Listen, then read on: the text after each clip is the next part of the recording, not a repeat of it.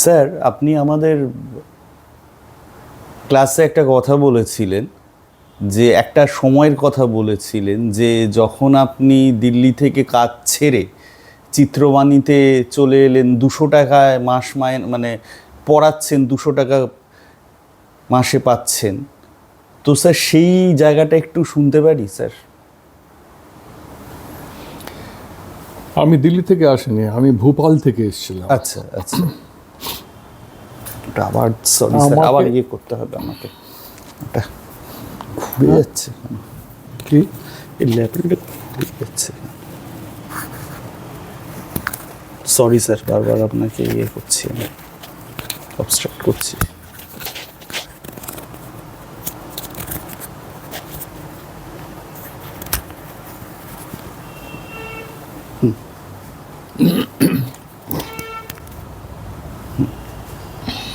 বলুন স্যার, আপনি। চলছে? চলছে, আপনি বলুন। আমি কলকাতা দূরদর্শনে ছিলাম এবং প্রোটোকল অনুযায়ী প্রতি সপ্তাহে মন্ত্রী আসতেন কলকাতায় এবং তাকে রিসিভ করতে যেতে হতো এয়ারপোর্টে। তো গেছি এবং মন্ত্রীর নানান রকম রিকোয়েস্ট থাকে। মন্ত্রীদের রিকোয়েস্ট মানেই হচ্ছে অর্ডার। তো উনি কতগুলো রিকোয়েস্ট করেছিলেন যেগুলো আমি রাখিনি, ইচ্ছে করেই রাখিনি। তার মধ্যে একটা ছিল যেটাতে আমার মনে হলো যে আমার নামে হয়তো কোনোদিনও সিবিআই এনকোয়ারি হয়ে যেতে পারে। তো সেই সপ্তাহে মন্ত্রীর যে পার্সোনাল সেক্রেটারি ফোন করে বলে, জোরে বলবেন স্যার একটু, যে আপনার এয়ারপোর্টে আসার দরকার নেই, আপনি পরের দিন মন্ত্রীর বাসায় 3টের সময় দেখা করতে আসবেন। পরের দিন 3টের সময় দেখা করতে গেলাম। মন্ত্রী আমাকে কিছু কিছু কথা বললেন। তখন আমি বললাম, স্যার আপনি যেটা বলেছেন এটা আমি করে দেবো, কিন্তু আমার একটা ইন্স্যুরেন্স দরকার। কী ইন্স্যুরেন্স? আপনি একটা ছোট্ট কাগজে লিখে দিন, আমি সেটা কাউকে দেখাবো না, আমার কাছেই রেখে দেবো।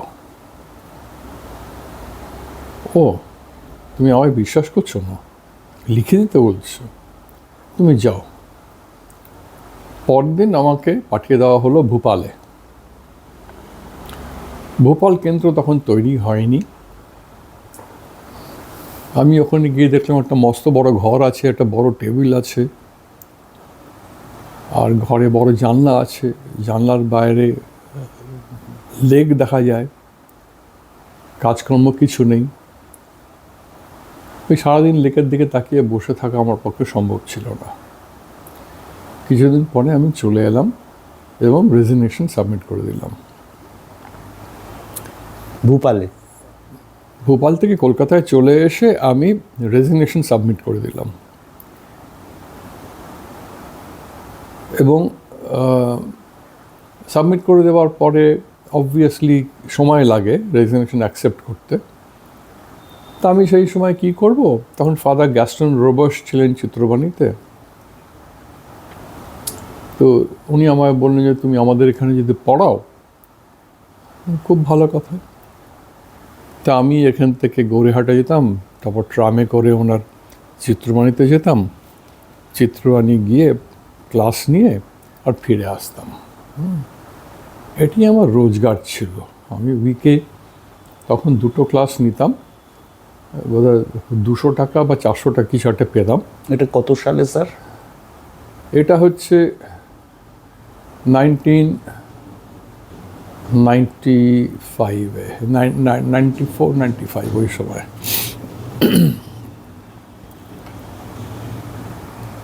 তো আমার কোনো প্রবলেম হয় না এগুলোতে। তার আগে আমি প্রধানমন্ত্রীর সঙ্গে যখন গেছি তখন আমার নিজস্ব গাড়ি ছিল। আমার যে সিকিউরিটি ছিল তিনি ভিয়েতনাম যুদ্ধের ভেটেরান, একজন কর্নেল, সনি বলে ডাকতেন আমাকে। দরজার গাড়ি আমার ছিল, আমার জন্য অ্যালোকেটেড ছিল।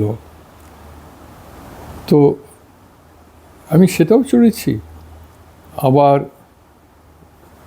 টেক্সাসে বিরাট বড় হোটেলে থেকেছি, মানে পৃথিবীর one of the most costliest হোটেলে থেকেছি। আবার এখানে এসে আমি ট্রামে করে, সেকেন্ড ক্লাস ট্রামে করে চিত্রবাণী গেছি, এসছি। আমার কোনোদিনও এতে কোনো ডিগনিটিতে লাগেনি। এই স্যার, তার মানে কি এই যে কাজ করতে গেলে পলিটিক্যাল প্রেশারটা থাকে সব সময় মিডিয়াতে কাজ করতে গেলে? আমি বলবো পলিটিক্যাল প্রেশার তো চিরদিনই ছিল, নতুন কিছু না, কম বেশি। আগে হয়তো কম ছিল, এখন হয়তো বেশি হয়েছে। আগে আমরা এদিক ওদিক করে পাশ কাটিয়ে যেতে পারতাম, এখন হয়তো পাশ কাটানো যায় না। ফিয়ার অ্যান্ড গ্রিড দুটোই এসে গেছে এখন। একটু বুঝিয়ে বলুন, সিআর গ্রিড এটা কি, মানুষ বুঝতে পারে? ফিয়ার মানে হচ্ছে ভয় আর লোভ, ফিয়ার অ্যান্ড গ্রিড। লোভ। যদি আমি নিজেকে বিক্রি করতে চাই টাকার জন্য, তাহলে হচ্ছে I fall under the grid. আর যদি আমি ভয়ে পালিয়ে যাই, তাহলে আমার ব্যক্তি স্বাধীনতাকে আমি হারাচ্ছি। জার্নালিস্টের পক্ষে এটা, আমরা যখন জার্নালিস্ট ছিলাম তখন এটা আমরা অ্যাকসেপ্ট করতাম না। এখন অবশ্যই আলাদা হয়ে গেছে, কিন্তু সেই নিয়ে আমি কিছু বলতে চাই না। বুঝতে পেরেছি স্যার। স্যার, এই যে আপনি রেজিগনেশন দিচ্ছেন, আপনার অফিস বস আপনাকে কিছু বলেননি যে না তোমার মতো একজন এফিশিয়েন্ট মানুষ এখানে আছে, তুমি কেন রেজিগনেশন দিচ্ছ? কিচ্ছু বলেননি? আমার রেজিগনেশন যার জন্য, তিনি তো মন্ত্রী। আমার বস কি করে মন্ত্রীর সঙ্গে ঝগড়া করে?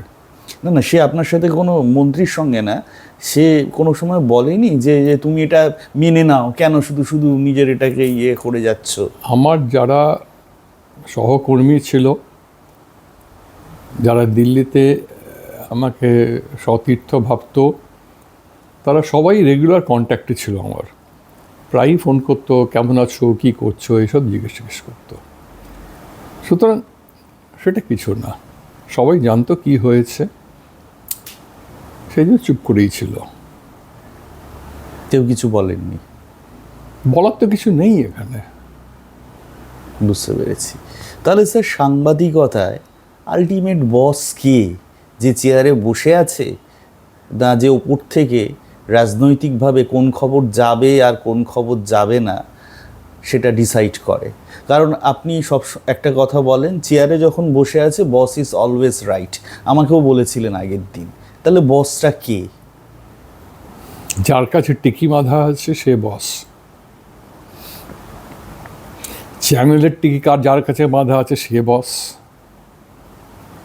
আমি যদি চাকরি করি, আমার বস কে? Channel head. ডিপেন্ড করে, চ্যানেল হেডও তো বস না, তারও ওপরে আছে যার কাছে চ্যানেলেরই টিকিট বাঁধা আছে। মালিক। মালিক হতে পারে, অন্য কেউ হতে পারে। এখন যার কাছে টিকি বাঁধা আছে সেই বস। বুঝতে পারছি। স্যার, আপনি সব সময় যে কথাটা বলেন যে সুস্থ সাংবাদিকতা, আপনার কাজের মধ্যেও সেটা আমরা দেখেছি, আপনার ডকুমেন্টারির মধ্যেও দেখেছি। সুস্থ সাংবাদিকতা, গন্ধ খোঁজা না, যেটা আপনি বারবার আমাদের ক্লাসে বলেন যে গন্ধ খোঁজা না। কিন্তু স্যার, এখন তো দেখা যাচ্ছে গন্ধময় মিডিয়া। আমরা যদি মিডিয়াটা দেখি, গন্ধময় মিডিয়া। তো স্যার, তাহলে একজন সাংবাদিক কিভাবে সারভাইভ করবে? সে তো এখন সেই সময় নেই, আপনি একটু আগে বললেন আমাদের সময় এতটা ছিল না। এখন সে সারভাইভ করবে কী করে? সে গন্ধ মেখে সারভাইভ করবে না গন্ধ ছাড়া? একজন টিচার হিসাবে আপনি এটা কিভাবে দেখছেন, বা একজন মিডিয়া পার্সোনালিটি হিসাবে এত বছর ধরে কাজ করছেন, আপনি কি বলবেন এটা নিয়ে? দেখুন, মিডিয়া তো একটা পার্টিকুলার, আপনি যদি মিডিয়ামের কথা বলেন তাহলে সর্বক্ষেত্রেই এটা প্রযোজ্য, এটা কোনো পার্টিকুলার মিডিয়াতে না, এটা আজকের মিডিয়ামেই এটা প্রযোজ্য। এবং আমি এটাও আপনাকে বলবো যে তুমি নিজেকে বিক্রি করবে কি করবে না সেটা তোমার নিজের উপর নির্ভর করছে, কতটা তোমার কনফিডেন্স আছে তার উপর নির্ভর করছে, কতটা তুমি কায়দা করে বেরিয়ে যেতে পারবে তার উপর নির্ভর করছে, কতটা তোমার কন্ট্যাক্ট বেস আছে তার উপর নির্ভর করছে, কতটা তোমার ইনফ্লুয়েন্স আছে তার উপর নির্ভর করছে। এখন এইগুলো অনেক মানুষই কম্প্রোমাইজ করে, কেউ আগে করে কেউ পরে করে কেউ করে না। এখন এটা তো পার্সোনাল ক্ষেত্রে স্ব ক্ষেত্রে এগুলো নির্ভর করে, এর কোনো হার্ড অ্যান্ড ফাস্ট কিছু হয় না। না, আমি সেটা বলছি না। ধরুন আপনার মতো আত্মসম্মানযুক্ত একজন মানুষ হয়তো আছে, খুঁজলে আজকে পাওয়া যাবে।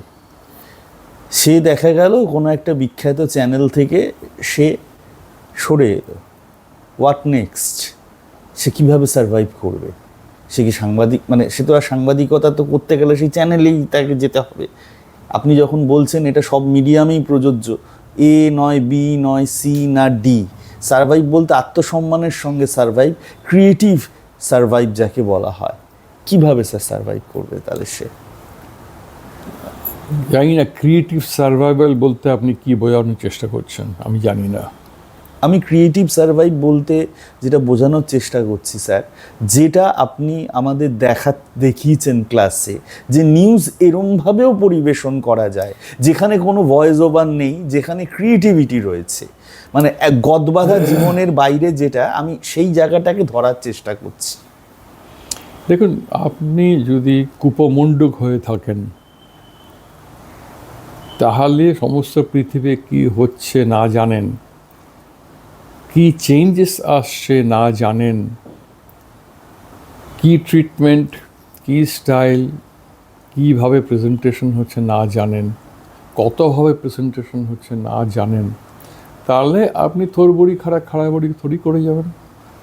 স্যার এখন আপনি যদি বলুন, আপনার যদি ক্ষমতা থাকে অন্যভাবে অন্য কিছু করার, তাহলে স্কাই ইজ দ্য লিমিট।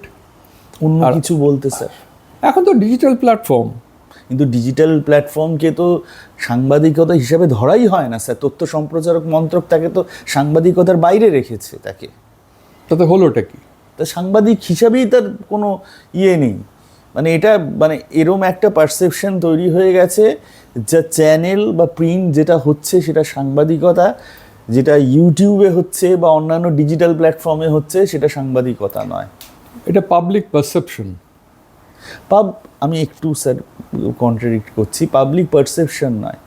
যদি কেউ প্রেস ক্লাবে গিয়ে এটা নিয়ে কথা বলে, বলবেন না এটা কোনো কার্ড দেবো না কিছু, সাংবাদিকতাই না ওটা, তারা বলে দেবে সঙ্গে সঙ্গে। আমি তো কোনোদিনও প্রেস ক্লাবের মেম্বার হইনি,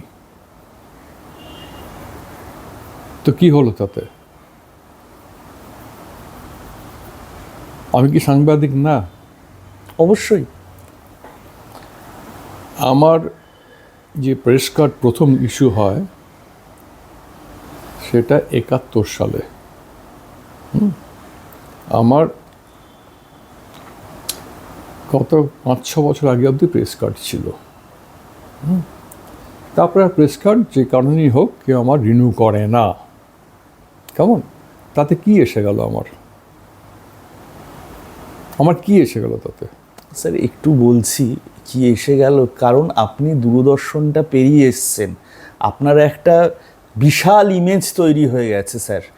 মুক্তিযুদ্ধ কাভার, এতগুলো ডকুমেন্টারি, আপনি কিন্তু সেই সময়টা পেরিয়ে এসছেন। কিন্তু একজন নতুন, ধরুন সে 5 কি 10 বছর ধরে সাংবাদিকতা করছে, সে সেই ইমেজটা কিভাবে বিল্ড আপ করবে? 5-10 বছর যে সাংবাদিকতা করছে, তারপরেও সেই যদি তার ফিল্ড অফ ওয়ার্ক না জানে, তাহলে তার ফিল্ড অফ ওয়ার্ক বলছি না স্যার, সেম জিনিস। ধরুন এরকম আবদার আলো, ভাই মন্ত্রীর ওখানে অন্য একটা ইস্যু এলো, সে ছেড়ে চলে এলো। দেখুন, যে ইস্যুই আসুক না কেন, যে ইস্যুই আসুক কেন, you don't fight against a wall, you don't quarrel with a wall, তাই না? আপনি কার সঙ্গে ঝগড়া করবেন? যে আপনার সমকক্ষ। একদম একদম। আপনি একটা পাথরের সঙ্গে ঝগড়া করে লাভ আছে? কিছু লাভ নেই। তা আমি সময় নষ্ট করবো কেন? There better things to do, better ways to do, তো সেটি দিকে চলে যাব। কলকাতা শহরে তো একদিন ঘোড়া গাড়ি চলতো, রিক্সা টানতো, ঠেলা গাড়ি চলতো, আজকে সেগুলো চলে না। তো সেই লোকগুলোর কী হলো? তারা এখন টোটো চালায়, অটো চালায়, they have upgraded themselves. That will happen. বুঝতে পেরেছি। আজকে ডিজিটাল ওয়ার্ল্ডে কেউ যদি বলে আমি কিছু করতে পারছি না, আমি বলবো সেটা ব্যর্থতা। His or her failure. সে চিন্তা করতে পারে না, আর সেটা তার জন্য আমি তাকে দোষ দিচ্ছি না, দোষ দিচ্ছি আমাদের দেশের এডুকেশন সিস্টেমকে। আমাদের দেশের এডুকেশন সিস্টেমটা হচ্ছে মুখস্থ করো আর লেখো। ছোটোবেলা থেকে বাবা মা তার ছেলে মেয়েকে, এক্সকিউজ মি, ঠিক আছে স্যার। স্যার, আমি সাউন্ডটা চেক করে নিচ্ছি। হ্যাঁ, আপনি এটা ইয়ে করুন।